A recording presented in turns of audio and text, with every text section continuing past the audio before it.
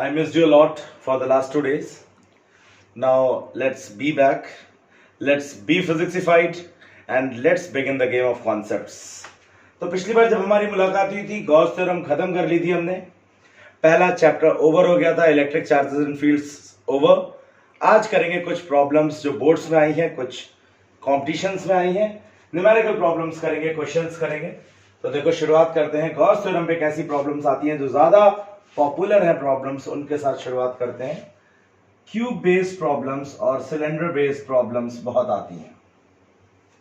कैसे देखो, आपको एक क्यूब दिया होगा, एक क्यूबिकल या क्यूबॉइडल सरफेस दी होगी इस तरीके से, लाइक दिस.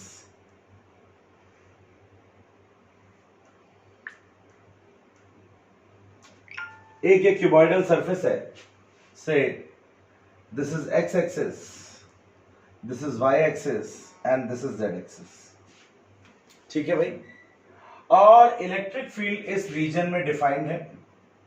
इलेक्ट्रिक फील्ड इस रीजन में डिफाइंड है say C X I cap. This is the definition of electric field.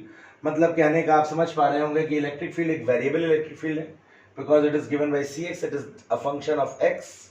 और आई कैप का मतलब यह है कि इलेक्ट्रिक फील्ड की डायरेक्शन किसके अलोंग है, एक्स एक्सिस के अलोंग है. क्यूब वाले क्वेश्चंस में, इस तरीके के अप्रोच वाले जितने भी क्वेश्चंस हमें गॉस थ्योरम में मिलेंगे, सबसे पहले आप क्या करें, सारे फेसेस की नंबरिंग कर लीजिए फटाफट. 1 2 3 4 और 5 और 6 नहीं दिखा सकते, 5 आगे और 6 पीछे वाला. अब इनके एरिया वेक्टर्स मार्क कर लीजिए. इसका एरिया वेक्टर 1 का इधर से ds1. इलेक्ट्रिक फील्ड की डायरेक्शन क्या होगी, इलेक्ट्रिक फील्ड इसी डायरेक्शन में है से E1. यहां पर एरिया वेक्टर मान लीजिए आप, एरिया वेक्टर बाहर ds2. इलेक्ट्रिक फील्ड वो भी बाहर अलोंग एक्स एक्सिस है E2. इसका एरिया वेक्टर नीचे, इलेक्ट्रिक फील्ड इधर. इसका एरिया वेक्टर ऊपर, इलेक्ट्रिक फील्ड इधर. बाहर वाले का एरिया वेक्टर बाहर और इलेक्ट्रिक फील्ड इधर, मतलब 90 अगेन. पीछे वाले का एरिया वेक्टर पीछे, इलेक्ट्रिक फील्ड इधर, मतलब फिर से एंगल कितना हो गया, 90. तो अगर तुम ध्यान से देखो तो 3 4 5 6 का फ्लक्स क्या हो गया, बोलो क्या हो गया, 0 हो गया. Five is equal to E D S cos 90. जो जिंदा बचा फ्लक्स वो किसका बचा, 1 और 2 का बचा. तो नेट फ्लक्स एसोसिएटेड जो तुम लिख सकते हो वो कितना लिख सकते हो, phi1 प्लस phi2.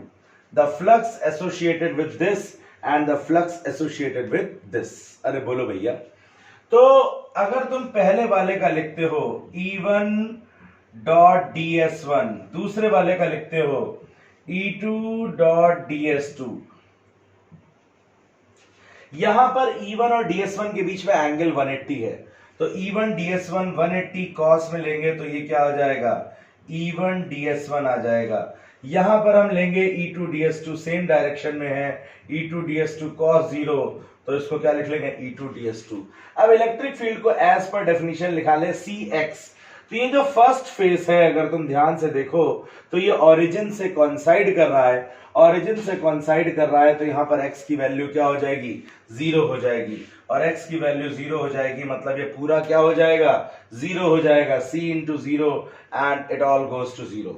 फिर हम यहां पर देखें c, इसकी वैल्यू देखें हम तो ये क्या हो जाएगा, ये हो जाएगा E2. Electric field at this face Cx होगी.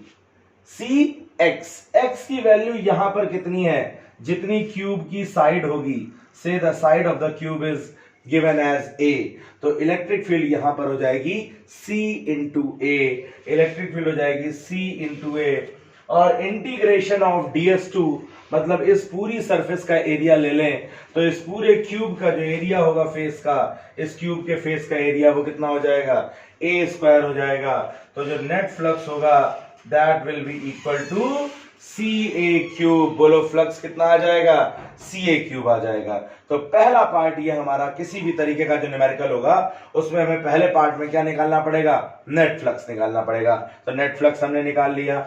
अब उसके बाद जो दूसरा पार्ट होगा दूसरे पार्ट में हमसे क्या कहा जाएगा कि find out the net charge enclosed with in it, तो उसके लिए हम क्या लगा देंगे, उसके लिए हम लगा देंगे गॉस थ्योरम। और गॉस थ्योरम क्या होती है, phi is equal to 1 upon epsilon naught times q enclosed. बोलो होती है कि नहीं होती है, बिल्कुल होती है सर। फाई की वैल्यू हम कितनी निकाल चुके हैं, फाई की वैल्यू हम निकाल चुके हैं CA³, बोलो निकाल चुके हैं कि नहीं निकाल चुके हैं। और ये आ गया 1 upon epsilon not Q enclosed, तो क्यू इंक्लोज्ड की वैल्यू क्या आ जाएगी, क्यू इंक्लोज्ड की वैल्यू आ जाएगी एप्सिलॉन नॉट इनटू CA³। बोलो कोई शक, तो ये हमारा जो है क्या आ गया, ये हमारा नेट चार्ज आ गया। अरे बोलो भैया समझ में आया कि नहीं आया। तो इस तरीके की जो प्रॉब्लम्स आएंगी जिसमें हमें क्या निकालना होगा, एक क्यूबिकल सरफेस होगी, एक सिलेंड्रिकल सरफेस हो सकती है, उसके लिए नेट फ्लक्स निकालना होगा। पहले इलेक्ट्रिक फील्ड डिफाइंड होगी, इलेक्ट्रिक फील्ड डिफाइंड होगी। इलेक्ट्रिक फील्ड की डेफिनेशन का यूज करते हुए सारे फेसेस के लिए इलेक्ट्रिक फील्ड और एरिया वेक्टर की डायरेक्शंस को मार्क करेंगे। फिर देखेंगे हम कि ज्यादातर 99% केसेस में जो फ्लक्स होगा वो केवल दो फेसेस का, जो जिनका एरिया वेक्टर इलेक्ट्रिक फील्ड के पैरेलल या एंटी पैरेलल होगा वही बचेगा। बाकी सबके लिए वो परपेंडिकुलर हो जाएगा, तो फ्लक्स क्या हो जाएगा, जीरो हो जाएगा। वैसे तुम्हें निकालने का तरीका पता ही है, E ds cos थीटा। तो इन दोनों का फ्लक्स हमारा बचा, बाकी सबके लिए E और ds के लिए एंगल क्या हो गया, 90 डिग्री हो गया। समझ में आ गया बढ़िया से। और क्वेश्चंस करते हैं और समझ में आएगा। फटाफट स्क्रीन पॉज करके नोट कर लो जरा इसको। एक और न्यूमेरिकल देखो भैया, क्यूब वाले कॉन्सेप्ट पे। अब की हमने क्यूब रखा था पिछले न्यूमेरिकल में बिल्कुल सटा के ओरिजिन से, अब थोड़ा दूर कर देते हैं क्यूब। तो मान लो भैया ये क्यूब है, मान रहे हो ये क्यूब है, देखो भैया, और इसकी साइड है ए। ये मत कहना सर क्यूबॉइड जैसा लग रहा है, लग रहा है तो लग रहा है, लग सकता है, लेकिन हम जो कह रहे हैं वही है न्यूमेरिकल में। ये क्या है, क्यूब, और इसकी साइड है ए। क्या है इसकी साइड, ए। बहुत सुंदर बात है सर, आपकी बात से हम बिल्कुल सहमत हो गए हैं। चलो भाई, और इसकी जो इलेक्ट्रिक फील्ड की डेफिनेशन दी हुई है क्वेश्चन में, वो कुछ दे रखी है alpha root X, alpha root X दे रखी है। अल्फा की वैल्यू उन्होंने कुछ डिफाइन कर रखी है, सम 800 यूनिट्स इन SI सिस्टम। ठीक है भैया, चल बहुत सुंदर। मतलब the electric field is variable and it is a function of x, root x के हिसाब से वेरी कर रही है, एक्स एक्सिस पे वेरिएशन हो रहा है। और ई वाई और ई जेड जो है वो जीरो दे रखे हैं, मतलब इलेक्ट्रिक फील्ड वाई और जेड डायरेक्शन में एग्जिस्ट नहीं कर रही है। बिल्कुल अच्छी बात है, बहुत अच्छी बात है, बहुत सुंदर बात है। हमें निकालना है net flux through this cube and the net charge enclosed with in the cube. वही काम जो पिछले वाले न्यूमेरिकल में किया था, वही काम एक बार फिर से करना है। अरे भाई बात समझ में आ रही है, फिर वही बताया मैंने तुम्हें, नंबरिंग कर डालो, 1 2 3 4 5 बाहर वाला 3D में, मैं नहीं नंबरिंग कर रहा हूं, और 6 अंदर वाला, मतलब ये जो है ये वाला, दिस वन इज 5 एंड अंदर वाला is 6। There are total 6 faces in a cube. होते हैं कि नहीं होते, सॉलिड स्टेट पढ़ ली होगी तुमने अभी तक केमिस्ट्री में, तो 6 फेसेस होते हैं इसमें, होते हैं। चलो नहीं होते तो दिखाऊं, होते हैं ना, मान लिया, चलो ठीक, वेरी गुड। तो अब हम अगर डायरेक्शंस मार्क करें ई और ds की, तो इसका ds इधर, इलेक्ट्रिक फील्ड इधर, क्यों, इलेक्ट्रिक फील्ड एक्स एक्सिस के अलॉन्ग है, E1 मान लेते हैं इसको। इसका ds इधर बाहर, और इसकी इलेक्ट्रिक फील्ड भी बाहर। इसका ds ऊपर, इलेक्ट्रिक फील्ड इधर, इसका ds नीचे, इलेक्ट्रिक फील्ड इधर। पांचवें वाले का ds बाहर, इलेक्ट्रिक फील्ड इधर। छठे वाले का ds पीछे, इलेक्ट्रिक फील्ड इधर। मतलब 3 4 5 6 का फ्लक्स क्या हो जाएगा, बोलो क्या हो जाएगा, जीरो हो जाएगा। क्यों जीरो हो जाएगा, क्योंकि ई और ds कैसे हैं, कैसे हैं ई और ds, परपेंडिकुलर है। ध्यान रखो इस चीज को। तो यहां पर जो फ्लक्स एग्जिस्ट करेगा, नेट फ्लक्स, वो केवल 1 और 2 के लिए करेगा, 1 और 2। तो phi 1 प्लस phi 2, बोलो होगा कि नहीं होगा, बोलो। तो फाई 1 की वैल्यू निकालें, इंटीग्रेशन नहीं लगा रहे हैं necessary, E1 dot ds1 understood है तुम्हारे लिए। तो E1 dot ds1 plus E2 dot ds2, हम ds1 जब लेंगे तो पूरी सरफेस का ही लेंगे, लगाना चाहो लगा भी सकते हो, कोई ऐसी दिक्कत वाली बात नहीं, लगाना चाहो तो लगा दो। E1 ds1 ये हो जाएगा cos 180, तो ये हो जाएगा माइनस E1 ds1, और E2 ds2 हो जाएगा ये cos 0। बोलो होगा कि नहीं होगा, बोलो। चलो वेरी गुड, होगा सर, बिल्कुल होगा, हम आपकी बात से पूर्णतः सहमत हैं। अब E1 की वैल्यू अगर मैं रखूं, E1 की वैल्यू रखे हम, तो ये क्या हो जाएगी, electric field at this surface. E1 is the electric field at this surface. By definition, electric field is alpha root x. Alpha is a constant. X की वैल्यू इस सरफेस पर कितनी है, इस सरफेस पर x की वैल्यू कितनी है, a। तो ये हो जाएगा माइनस अल्फा रूट a, और जो ds1 होगा इस पूरे का, वो क्या हो जाएगा, वो हो जाएगा a स्क्वायर। बोलो होगा कि नहीं होगा, बिल्कुल होगा सर। प्लस E2, यहां आ जाओ फेज 2 पे, फेज 2 पे फ्लक्स कितना हो जाएगा, वो सॉरी इलेक्ट्रिक फील्ड कितनी हो जाएगी, अल्फा रूट एक्स अगेन। तो अल्फा रूट एक्स, एक्स की वैल्यू यहां से यहां तक ए ये, तो यहां पर इस फेज पर एक्स की वैल्यू कितनी, ए 2a, तो ये हो गया अल्फा रूट 2a, एरिया फिर से क्या हो गया a स्क्वायर। अरे बोलो भैया आया कि नहीं आया। तो अगर हम इसे सॉल्व कर लें, अल्फा a स्क्वायर कॉमन ले लें, तो ये आ जाएगा अंदर root 2a minus root a।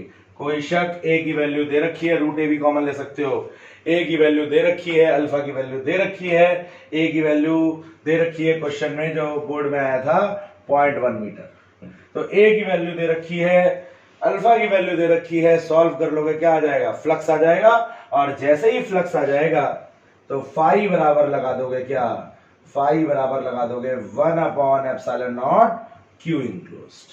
ठीक है भैया, तो ये याद रखो यहां पर, अब Q निकल आएगा यहां से, ε0 की वैल्यू तुम्हें पता ही है 8.85 × 10⁻12। तो ये बात यहां पर याद रखो कि यहां पर इलेक्ट्रिक फील्ड जैसे उन्होंने दे रखी एक्स एक्सिस के अलावा, अब मान लो कुछ ऐसी होती सिचुएशन कि ये हमारा क्यूब दे रखा होता ऐसे, और अब की इलेक्ट्रिक फील्ड ऐसे होती, वाई एक्सिस के अलोंग एग्जिस्ट करती, इलेक्ट्रिक फील्ड वाई एक्सिस के अलोंग दे देते, मान लो EX की जगह क्या दे देते, EY दे देते, अल्फा रूट वाई दे देते, कुछ और दे देते लाइक दैट। तो क्या होता, तो फिर नंबरिंग तुम करते 1 2 3 4, बाहर वाला 5 और इधर वाला 6। तो अब की किसका किसका फ्लक्स जीरो होता, जरा देखो, अब की जीरो होता फ्लक्स 1 का, क्यों, 1 का एरिया वेक्टर होता इधर इधर, और इलेक्ट्रिक फील्ड है ऊपर वाई एक्सिस के अलोंग, एंगल कितना 90। इधर तुम करते तो एरिया वेक्टर इधर, इलेक्ट्रिक फील्ड ऊपर, फिर से 90। तो 1 2 और 5 और 6 का फ्लक्स जीरो होता, 3 और 4 का जो फ्लक्स है वो जीरो नहीं होता। तो इलेक्ट्रिक फ्लक्स निकालने के लिए तुम जो डायरेक्शन देखोगे, रिलेटिव ओरिएंटेशन देखोगे, वो किसका देखोगे, इलेक्ट्रिक फील्ड और एरिया वेक्टर का। क्या बात समझ में आ रही है, कॉन्सेप्ट समझ में आ गया क्यूब वाला। और कराने की जरूरत हो तो बता देना मुझे कमेंट बॉक्स में, किसी सेशन में हम क्यूब वाले और न्यूमेरिकल्स डिस्कस करेंगे। अब हम दूसरे टाइप के न्यूमेरिकल ले रहे हैं, सिलेंड्रिकल प्रॉब्लम्स जो हमारी आती हैं, सिलेंड्रिकल सर्फेसेस जो रखी होती हैं, उन पे हम गॉस थ्योरम कैसे लगाते हैं, उन पे न्यूमेरिकल्स कैसे आता है। फटाफट स्क्रीन पॉज करके नोट कर लो, अगला क्वेश्चन करते हैं उसके बाद। अब देखो भैया, एक एनसीईआरटी का बढ़िया न्यूमेरिकल है, ताजा तरीन है, कई बार बोर्ड में आ भी चुका है। देखो भैया, सिलेंड्रिकल सरफेस ली हमने, सिलेंड्रिकल सरफेस जो ओरिजिन के अबाउट सिमेट्रिकली लोकेटेड है, ऐसे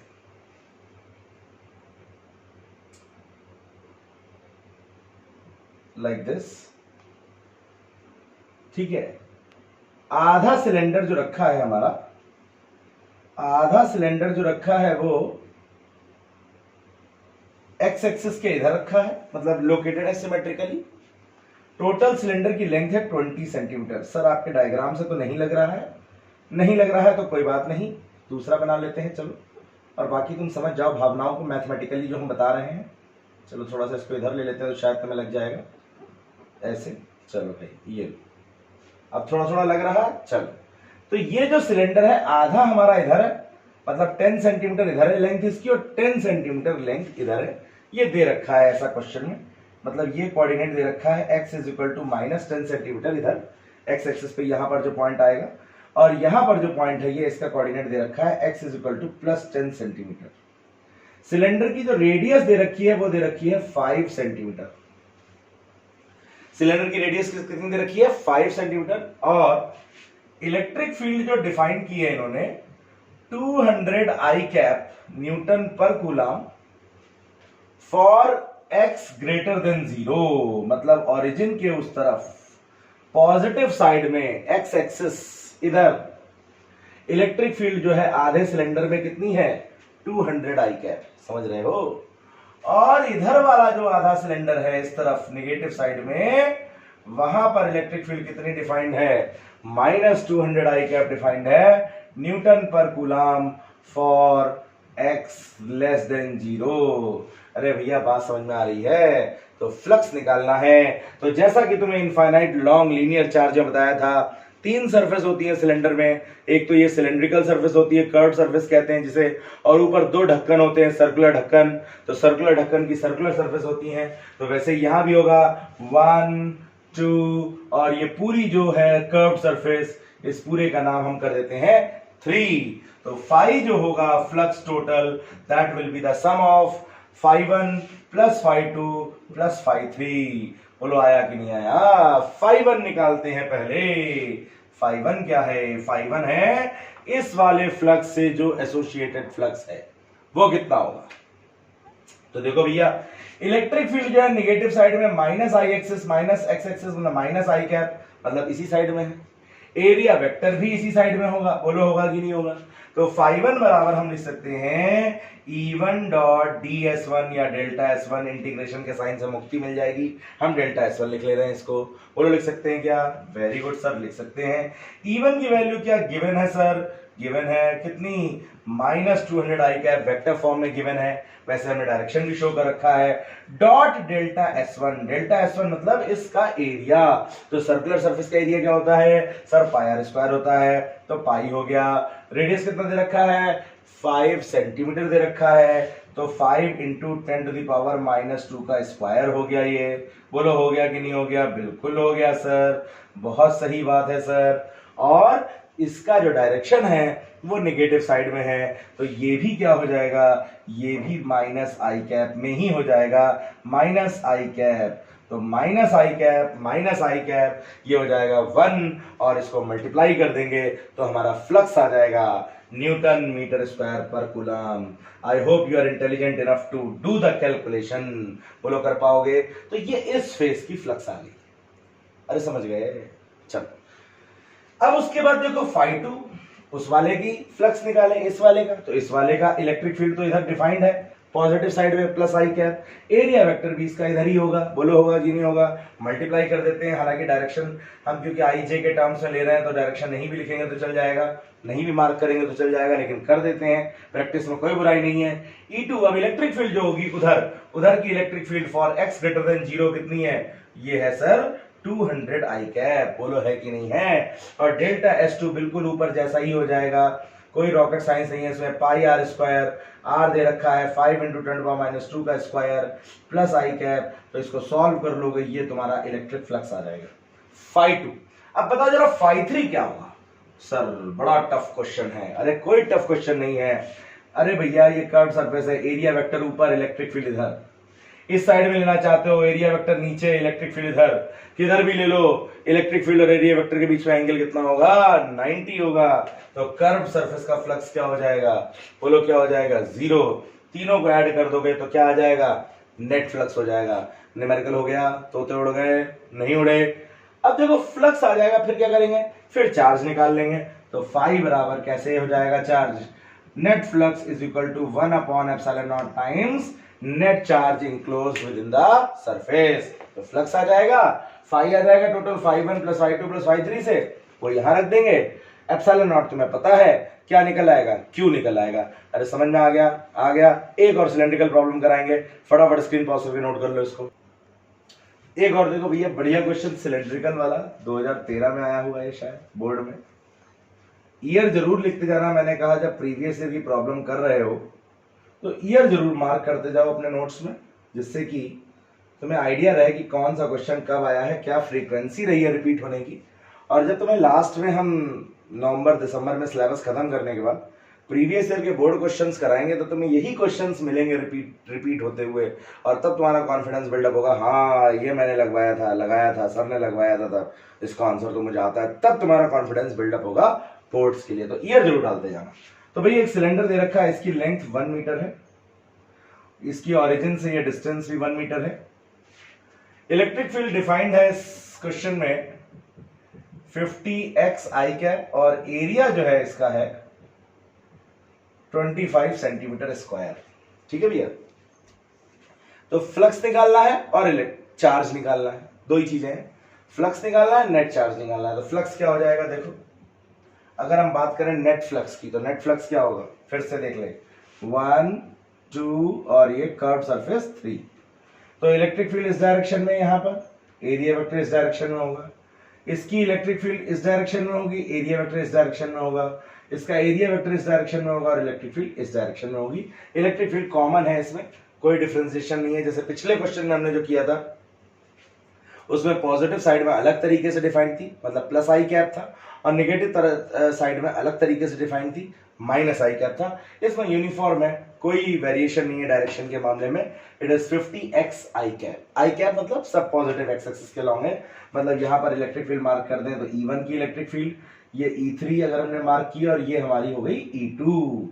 और एरिया वेक्टर यहां पर ले लिया DS1, यहां पर ले लिया DS2 और यहां पर ले लिया DS3। तो ये तो 0 हो जाएगा, तो फ्लक्स से 0 हो जाएगा थर्ड वाला। तो फाई बराबर हम निकालेंगे क्या, φ1 प्लस φ2 प्लस φ3। कोई शक नहीं है सर, बहुत सुंदर बात है।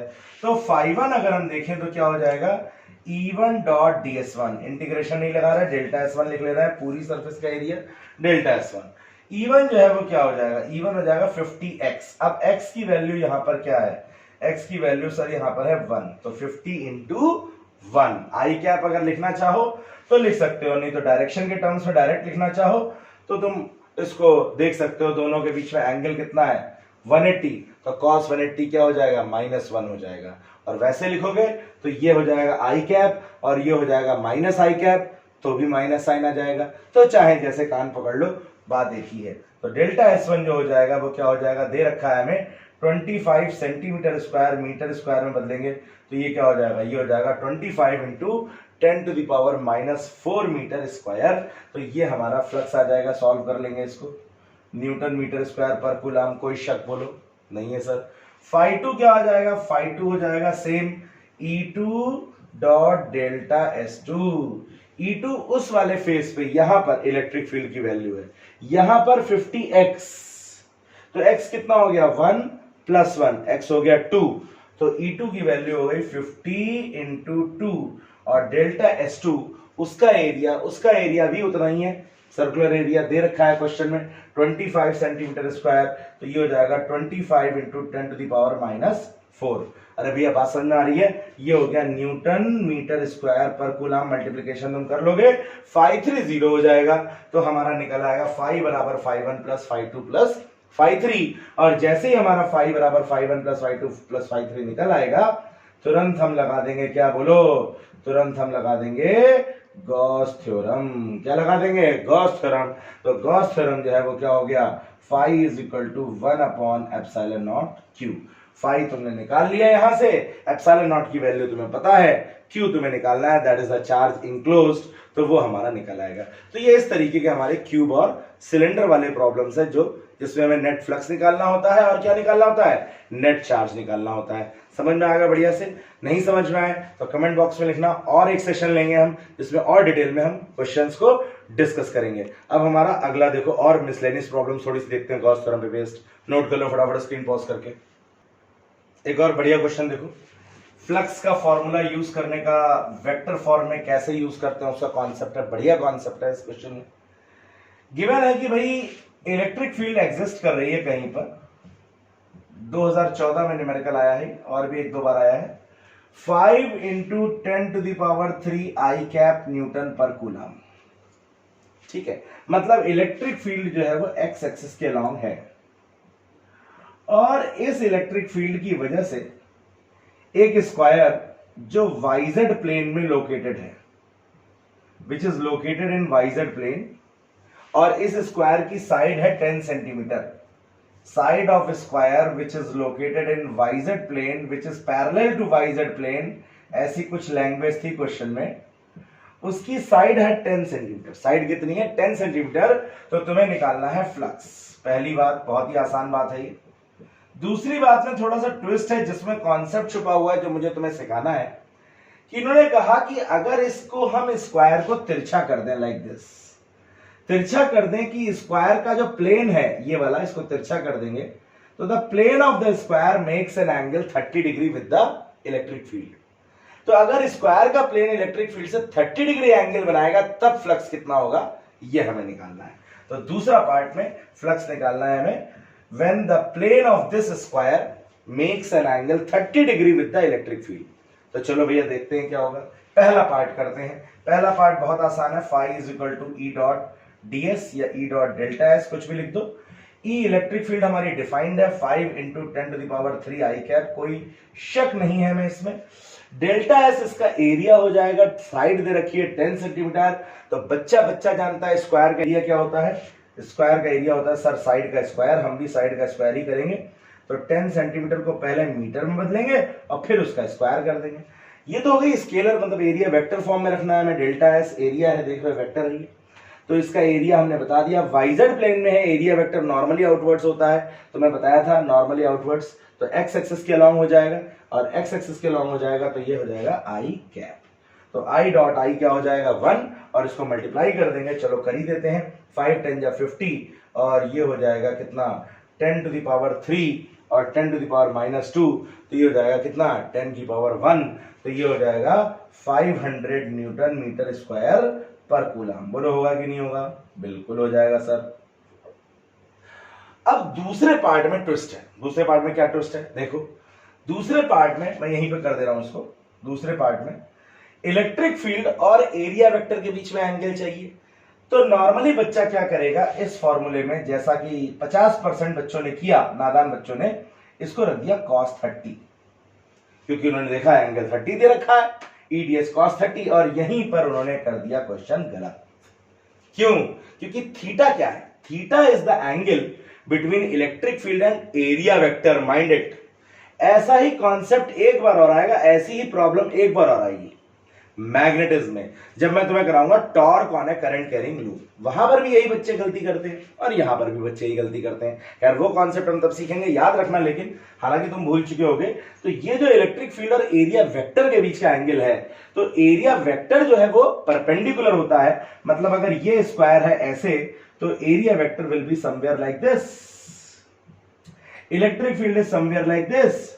तो इलेक्ट्रिक फील्ड और एरिया वेक्टर के बीच जो एंगल होगा वो ये वाला होगा, और ये वाला जो एंगल होगा वो क्या होगा 60 होगा।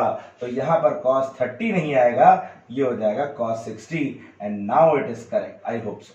क्लियर है? ये बात समझ में आ रही है? तो अब हम यहां पर इसकी वैल्यू रख देंगे, और अब हम यहां पर इसकी वैल्यू रख देंगे, तो cos 60 की वैल्यू होती है 1/2। EDS तो हम निकाल ही चुके हैं, मतलब ये समवेयर 250 न्यूटन मीटर स्क्वायर पर कूलम आ जाएगा। क्या बात समझ में आई? तो ये कॉन्सेप्ट याद रखना मैग्नेटिज्म में भी काम आएगा कि theta is the angle between electric field and area vector. Screen pause करके नोट कर लो, कुछ और बढ़िया क्वेश्चंस करते हैं प्रीवियस ईयर्स के। अभी 2018 का क्वेश्चन तुमसे डिस्कस करते हैं, 2018 में आया है ये।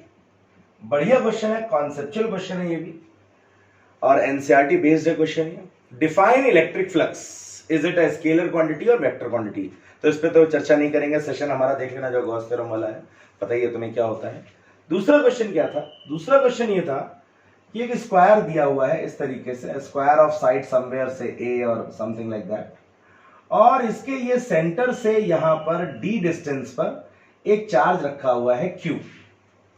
माइंड इट, एक स्क्वायर है, एक सरफेस है लाइक दिस, और यहां पर हवा में एक चार्ज रखा हुआ है q। तो उस चार्ज का फ्लक्स तुम्हें कैलकुलेट करना था through this square surface. The question was. और फिर दूसरा पार्ट उसका था कि अगर इस चार्ज को डिसलोकेट कर दें, ऊपर नीचे ले जाएं, d/2 डिस्टेंस, स्क्वायर की साइड को डबल कर दें, तो what will be the change in flux. ये क्वेश्चन का पार्ट था, 2018 का क्वेश्चन है। तो देखो भाई क्या क्या है यहां पर, अब जब ये चार्ज हवा में है और सरफेस नीचे है, तो ओपन सरफेस पर तुम गॉस थ्योरम नहीं लगा सकते। तो तुम क्या करते, 5 नंबर का क्वेश्चन है ये। तो तुम क्या करोगे, सबसे पहले तो इसको कवर करोगे। इसको क्या करोगे, इसको कवर कर दोगे, इसको कवर कर दोगे और एक क्यूब जो है वो एज्यूम कर लोगे। यहां पर स्क्वायर के ऊपर एक स्क्वायर, मतलब you will assume a cube build up such that कि ये चार्ज उस क्यूब के अंदर आ जाए। किसके अंदर आ जाए, अंदर आ जाए। क्यों, क्योंकि गॉस थ्योरम केवल क्लोज सरफेस पर अप्लाई होती है। तो तुम इस स्क्वायर को बेस मानते हुए इसके ऊपर क्या कंस्ट्रक्ट कर लोगे, एक क्यूब कंस्ट्रक्ट कर लोगे। ऑब्वियस सी बात है, उस क्यूब की डायमेंशंस, क्यूब नहीं होगा तो क्यूबॉइड हो जाएगा, उसकी डायमेंशन जो होनी चाहिए इससे ज्यादा होनी चाहिए, मतलब a should be greater than d। अब जब तुमने क्यूब एज्यूम कर लिया, क्यूब के अंदर 6 फेस है। कितने फेसेस है, 6 फेसेस है। तो जब क्यूब अंदर हो गया तो for all the faces of the cube, all the 6 faces of the cube, बताओ नेट फ्लक्स कितना होगा। तो according to Gauss theorem net flux हो जाएगा 1/ε0 times net charge enclosed within the surface. बोलो होगा कि नहीं होगा, बिल्कुल हो जाएगा सर। तो ये जो फ्लक्स की वैल्यू आई ये सभी 6 फेसेस के लिए आई। तो फॉर 1 फेस कितना हो जाएगा, एक फेस के लिए कितना हो जाएगा, एक फेस के लिए हो जाएगा ये 1/6 टाइम्स, क्योंकि ये 6 फेसेस का है। तो एक फेस का कितना हो जाएगा, एक फेस का हो जाएगा 1/6 टाइम्स। और वही एक फेस तुम्हारा गिवन है प्रॉब्लम में, that is the square surface. तो ये क्वेश्चन हमारा 2018 में आया है। एनसीईआरटी में भी एक ऐसा ही क्वेश्चन मिलता जुलता है। तो जब याद रखें आप, चार्ज हवा में है, चार्ज एयर में है, तो उस पे हम गॉस थ्योरम नहीं लगाएंगे। गॉस थ्योरम हम हमेशा चार्ज को बंद करके लगाएंगे। हमने जितनी भी एप्लीकेशंस पढ़ी हैं उसमें चार्ज को पहले क्या किया है, इंक्लोज किया है। तो इंक्लोज करने के बाद जो सिचुएशन आई उसमें 6 फेसेस आए, मतलब इस चार्ज का जो फ्लक्स है it is divided among 6 faces, but we have to find out the flux through 1 face. तो वो क्या हो जाएगा, वो हो जाएगा 1/6 Q/ε0। अरे भैया बात समझ में आएगी नहीं आई, बोलो क्लियर है ये, नोट कर लो फटाफट स्क्रीन पॉज करके। अब हाँ दूसरी भी बात सुन लो। दूसरी बात क्या है इसमें कि ये कह रहे हैं कि चार्ज को यहां ले जाएं, यहां ले जाएं, क्यूब की साइड को डबल कर दें, क्या फ्लक्स पे कोई असर पड़ेगा। तो याद रखो फ्लक्स ना तो चार्ज की लोकेशन पे डिपेंड करता है और ना सरफेस एरिया पे डिपेंड करता है। इस पे भी बेस बहुत क्वेश्चन आते हैं इस कॉन्सेप्ट पे बेस, कि एक बलून के अंदर कुछ चार्ज रखा हुआ है, बलून उड़ने लगा, बलून का रेडियस डबल हो गया, तो फ्लक्स पर क्या असर पड़ेगा।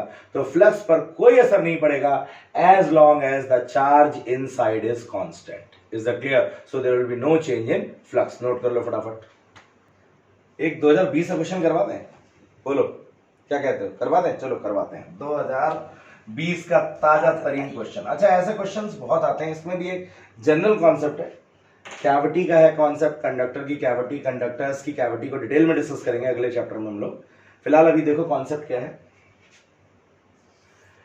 एक हमारा हॉलो स्फीयर है लाइक दिस, और उस हॉलो स्फीयर का इनर रेडियस है r1 और आउटर रेडियस है r2। Obviously r2 is greater than r1, और इसको हमने चार्ज दे रखा है कैपिटल Q।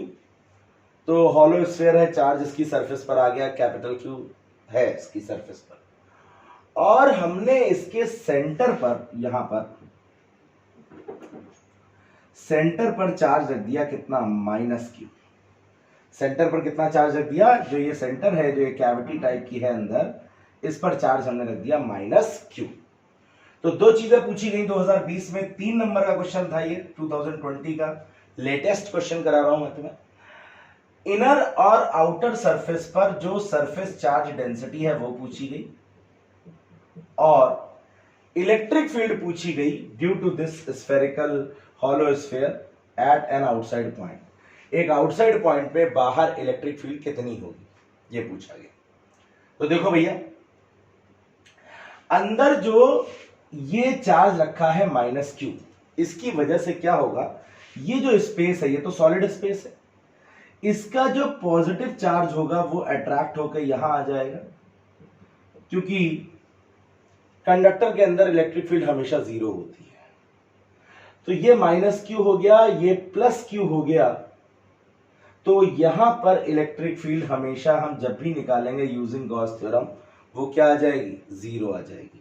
अगर हम एक गॉसियन सरफेस इमेजिन कर लें और E डॉट ds बराबर लगाए 1/ε0 नेट चार्ज इंक्लोज्ड, तो नेट चार्ज माइनस क्यू और प्लस क्यू क्या हो जाएगा, जीरो। लेकिन जब तुमने पॉजिटिव को यहां अट्रैक्ट कर लिया तो जो निगेटिव था वो यहां पहुंच गया सरफेस पर, बोलो पहुंच गया कि नहीं पहुंच गया, और सरफेस पर कैपिटल क्यू पहले से था, माइनस क्यू और पहुंचा दिया, मतलब सरफेस पर जो नेट इफेक्टिव चार्ज हो गया वो कितना हो गया, क्यू माइनस क्यू। बहुत कॉमन कॉन्सेप्ट है, बहुत क्वेश्चन इसमें तुम देखोगे बोर्ड में पूछे गए इस तरीके पे बेस्ड।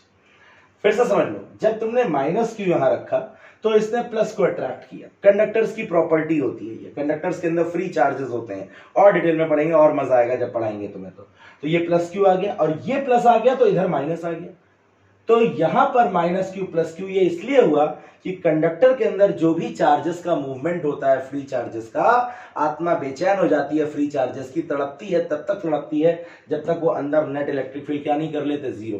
तो यहां पर इलेक्ट्रिक फील्ड जीरो रहनी चाहिए और वो हो जाएगी। क्यों हो जाएगी, क्योंकि माइनस क्यू और प्लस क्यू क्या हो गया, जीरो। गॉस थ्योरम लगाओगे, इमेजिनरी सरफेस यहां पे मानोगे, E डॉट ds बराबर 1/ε0 टाइम्स नेट चार्ज जीरो हो गया। खैर हम अपने क्वेश्चन पर आते हैं। तो अब हमारा जो इनर सरफेस है, इनर सरफेस पर चार्ज कितना है, प्लस क्यू, बोलो है कि नहीं है, तो प्लस क्यू अपॉन ये हो गया 4πr1², बोलो हुआ कि नहीं हुआ, आधा नंबर इसका।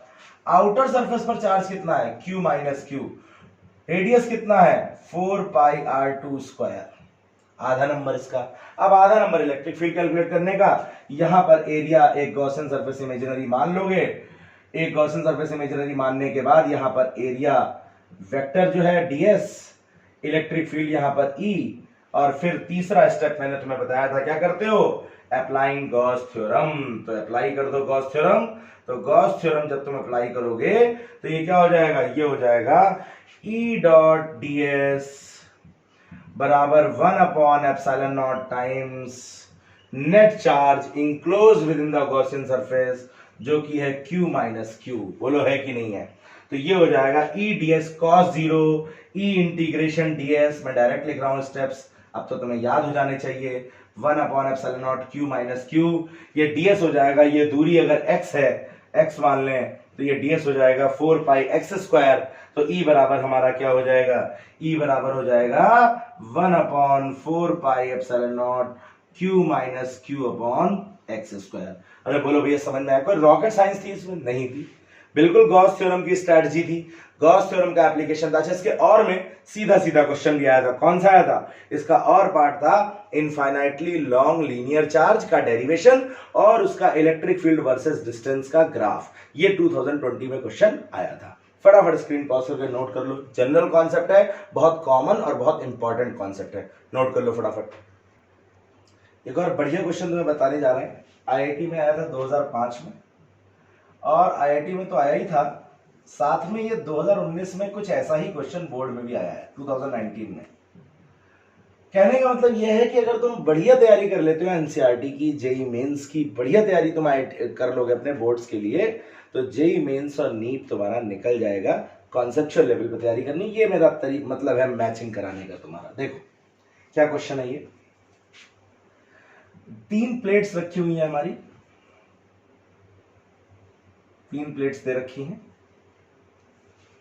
एक पे चार्ज डेंसिटी है सिग्मा, एक पे चार्ज डेंसिटी है -2 सिग्मा, और तीसरी वाली पे भी चार्ज डेंसिटी है -, ठीक है भैया।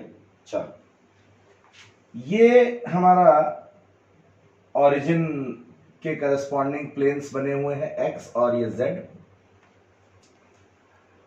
अब यहां पर हमने ओरिजिन ले लिया है, तो इधर जो हमारी प्लेट की लोकेशन है that is -a, z is equal to -a, जो ये वाली प्लेट है माइनस सिग्मा वाली, ये -2 सिग्मा वाली जो प्लेट है इसकी लोकेशन दे रखी है z is equal to a, और ये ऊपर वाली जो है इसकी लोकेशन दे रखी है z is equal to 3a। यहां पर एक पॉइंट है at some distance not known from this and this point P, उस पर हमें नेट इलेक्ट्रिक फील्ड निकालनी है तीनों की वजह से। बहुत ही सिंपल क्वेश्चन है, ठीक ऐसा ही क्वेश्चन 2019 बोर्ड एग्जाम्स में आया है। बस वहां पर ये प्लेट्स वर्टिकल हैं और सिंपली उन्होंने पूछ लिया है नेट इलेक्ट्रिक फील्ड के बारे में।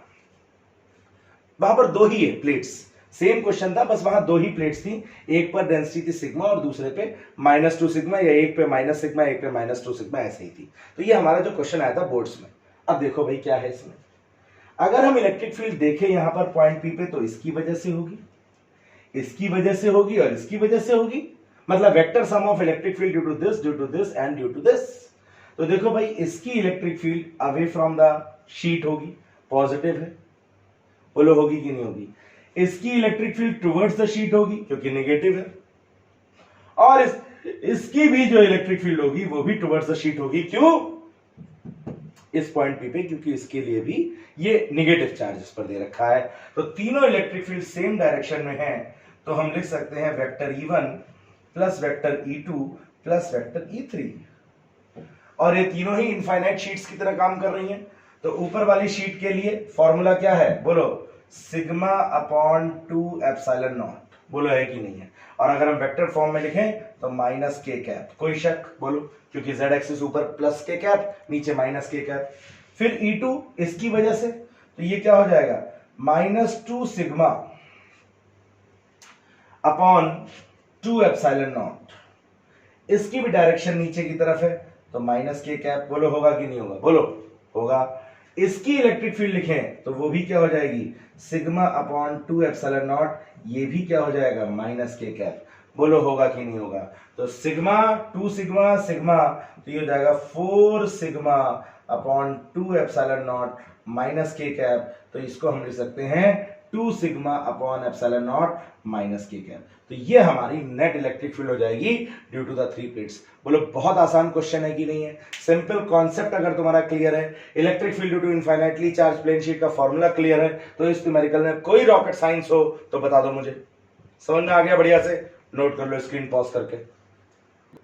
एक और क्वेश्चन है, देखो भाई, किसी कंपटीशन का।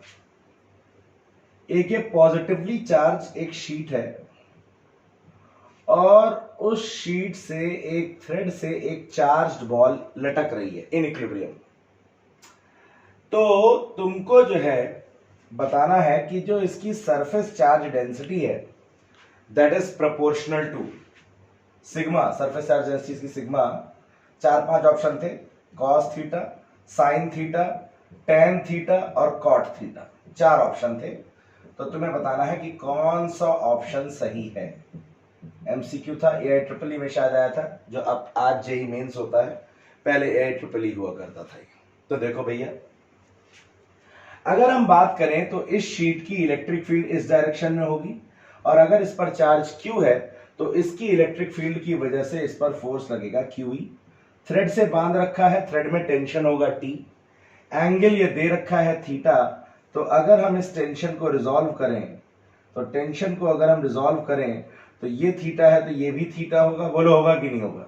ऑल्टरनेट एंगल्स, ये थीटा तो ये हो गया T cos थीटा और ये हो गया T sin थीटा।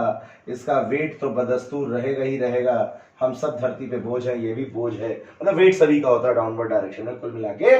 तो अगर तुम देखो इक्विलिब्रियम में तो T cos थीटा बराबर क्या हो गया सर, mg हो गया, होना ही था।